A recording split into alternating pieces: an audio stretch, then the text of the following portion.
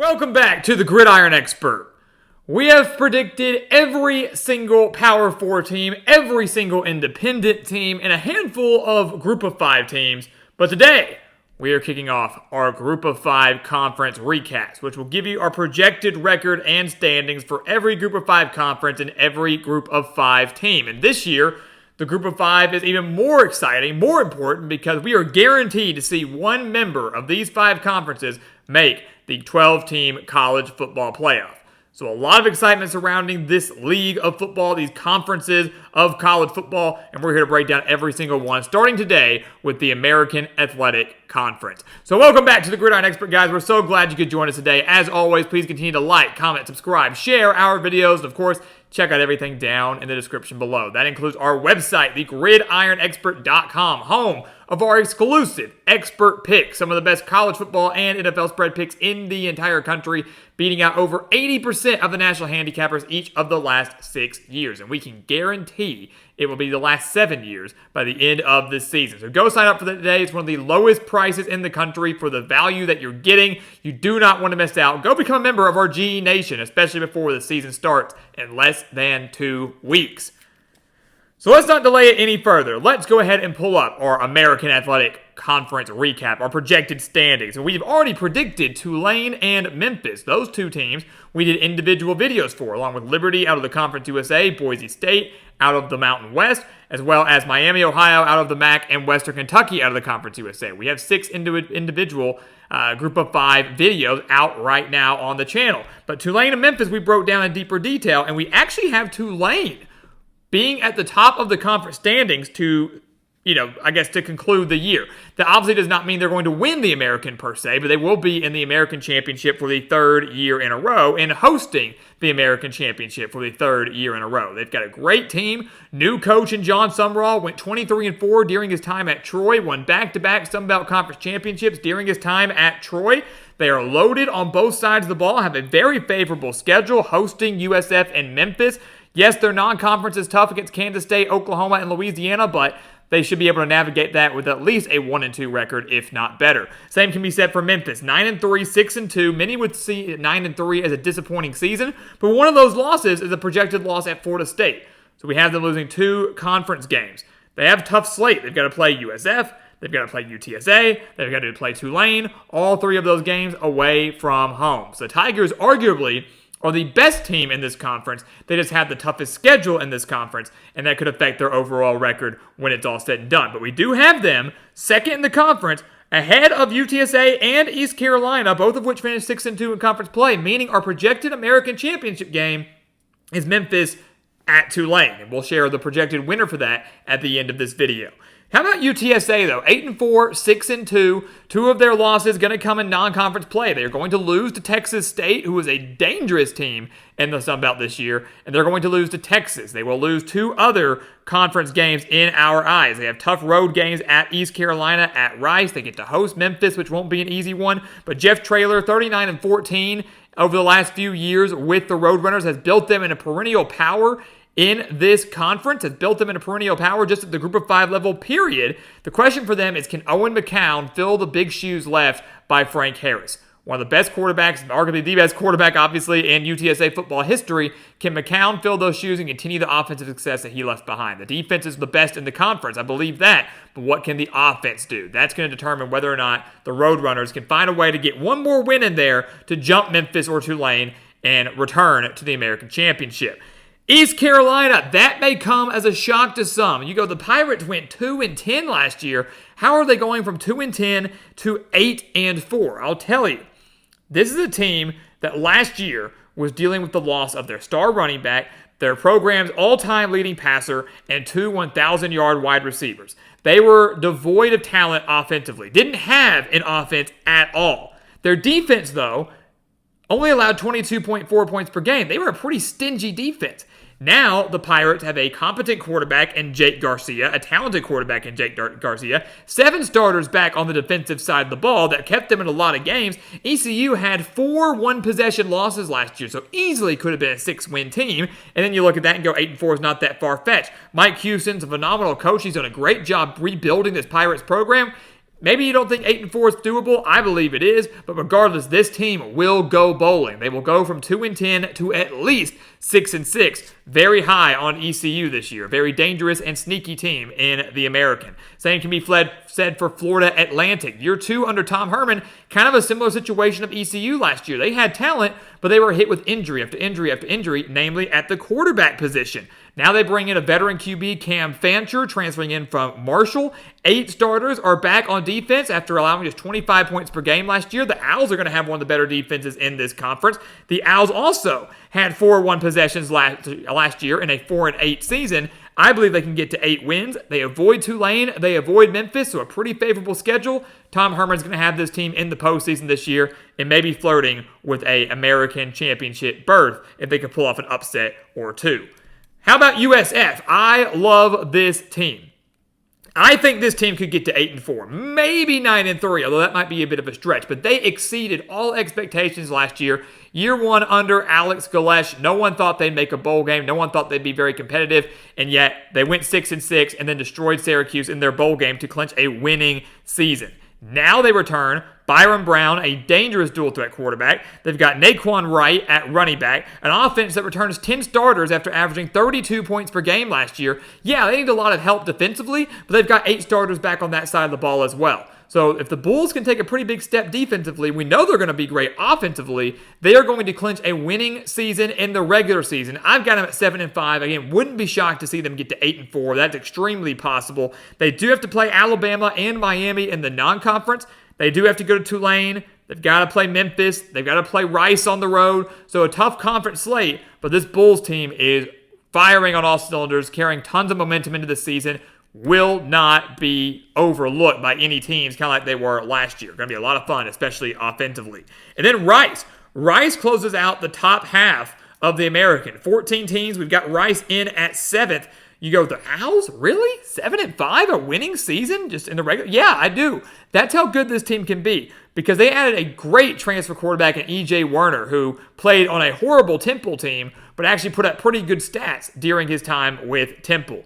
They are coming off back-to-back bowl appearances, got in 2 years ago because of APR, but last year did reach 6-6 before falling to Texas State in their bowl game. But 15 starters back, Werner in at quarterback, Dean Connors back at running back, a very underrated defense from Mike Bloomgren's squad.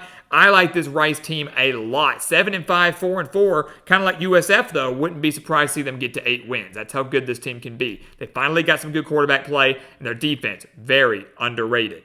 Below them, North Texas, Army, UAB. We've got them all going bowling, so a lot of bowl teams in the American this year. How about the Mean Green? They get a transfer quarterback, Chandler Morris, son of Chad Morris, one of the worst coaches in college football history, transferring in from TCU. Look, the Mean Green, led by Eric Morris, their head coach, no relation to Chandler or Chad, 34.5 points per game. He is an offensive mastermind. Had the Mean Green 1 win away from a bowl game in his first year with the program. We know the offense is going to be good. They've got a very capable and talented quarterback there that's finally getting his shot after kind of riding the bench the majority of the places he's been, and was going to be the starter at TCU last year before he went down with an injury. You've got a great offense, 6 starters back on defense, a 5-17 that had 4 1-possession losses last year. The Mean Green will make a bowl game. We've got them at 6-6. How about Army? Army leaving the ranks of the independent and joining a league, joining the American Conference alongside Navy. So Army and Navy both now in the same conference. Jeff Monken continues to do a great job with this program. Last year, Army looked left for dead, looked like they were going to have a horrendous season, started 2-6, won their final 4 games, including a win over Navy to clinch a 6-6 season. Now they're in the American, a little bit of a tougher schedule. I still think they can get to a bowl game. I think that they can get at least 6 wins. They've got Bryson Daly returning at quarterback, Tyrell Robinson returning as well. The offense going to be dangerous with that option, as we know. 3 starters, though, back on defense. Going to go through some growing pains on that side of the ball, but Army typically figures that out very quickly. I like this team a lot. 3-5 in their first year in the American, not great, but should go bowling under Jeff Monken. 3rd straight 6-6 season. They're going to go to the postseason. And UAB. Year 2 under Trent Dilfer. How does UAB go bowling? Seriously? Yeah. They've got a great quarterback in Jacob Zeno, who threw for over 3,000 yards last year and averaged nearly 300 passing yards per game. The Blazers' offense averaged 450 yards per game. It was their defense that held them back during a 4-8 season, but I expect the defense to take a pretty big step forward. maybe reducing their points allowed by a touchdown per game. The Blazers are going to pull off an upset or two this year, and if they don't make a bowl game, they're going to barely miss out at 5-7, but I like them at 6-6. The Blazers are going to surprise some people this year. Watch out for them, especially on the offensive side of the ball. We got 4 teams that don't make a bowl game, and I hate doing this. I hate picking against Navy, man. I have a great admiration for Navy, great admiration for all of the military academies in football, but Navy, under Brian Newberry, simply does not have it this year. They've got a very, very difficult schedule. Listen to those final 6 games. The final 6 games for Navy are Notre Dame, at Rice, at USF, Tulane, at ECU, and then Army. They are more than likely going to be an underdog in every single one of those games. Meaning if Navy wants to go bowling, not only are they going to have to pull off an upset or two, but they're going to have to do very well in their first 6 games of the year. And I don't see them starting the year 6-0. Don't really see them starting 5-1, maybe 4-2 at best. Going to be a long road this season for the midshipmen. Going to have to find a way to pull off an upset or two. They had a really bad offense last year. They're going to have to improve drastically on that side of the ball after averaging less than 200 rushing yards per game, only 17 points per game. Just don't see them taking the necessary steps with that difficult of a schedule. Got them at 4-8. Tulsa, same thing. They were 4-8 last year in year 1 under Kevin Wilson. Had 4 1-possession losses, so I expect the Golden Hurricane to be very competitive this year, or at least more competitive, but not quite to the point where they can win those close games, pull off an upset to get to the postseason. But offensively, they will be dangerous. Don't want to sleep on them. Charlotte, 3-9, just like they went last year in year 1 under Biff Poggi. 17.5 points per game is all they had last year. The offense really, really struggled. And yes, they add Max Brown in at quarterback from Florida. That might help them, but this defense, guys, still has a little bit of work. They only allowed 374 yards per game last year, which isn't bad. They've got quite a bit of work against a schedule that has a lot of great offensive teams, such as James Madison, North Carolina, Indiana, Memphis, Florida Atlantic. Brutal, brutal schedule for the 49ers as they're still trying to massively rebuild this program. And then Temple. God, this will be the last year for Stan Drayton there. His 3rd year with the Owls. Could get fired by mid-year, and it's not because he's a bad coach. It's because Temple just simply doesn't have any talent. Their star quarterback, E.J. Werner, transfers interconference to Rice. They really don't have any talent at the quarterback position. They've been 3-9 each of the last 2 years, and they've got an absolutely brutal schedule to go up against as well. I think they're able to snag 1 win. I think 3 at the max, but the Owls are not going to be very competitive. Going to be cellar dwellers in the American for the 3rd year in a row. So all that being said, guys, those are the projected standings and quick rundowns on all 14 teams. As we mentioned at the beginning, our projected championship game is Memphis at Tulane. These 2 teams are going to meet, in our eyes, in back-to-back weeks. Memphis plays at Tulane on the season finale, the last week of the season. If things shape out this way, they will play then, maybe for that game kind of determining who gets to host the American Championship game. We have Tulane winning in the season finale. Can they win for the 2nd week in a row? No, they cannot. Give me Memphis to win the American in 2024. I believe that Ryan Silverfield's squad is the best team in this conference. I've said that since the beginning. They have the best offense in this conference. I think the defense takes the step forward that they need to do. But because of the tough schedule, they're going to slip up a few times, but not enough to keep them out of the championship game.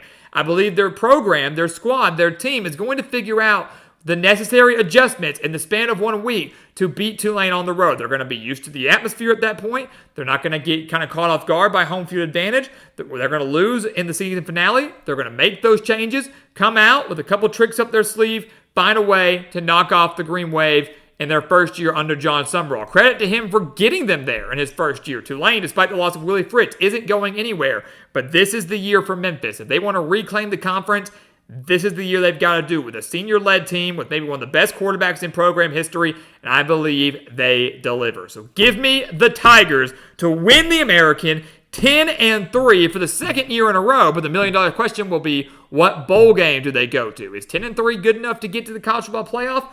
Probably not. Depends on what the rest of the group of 5 does, but another double-digit win season for Memphis, another very good bowl game, and what a way to send out these seniors, namely Seth Hennigan, for the Tigers.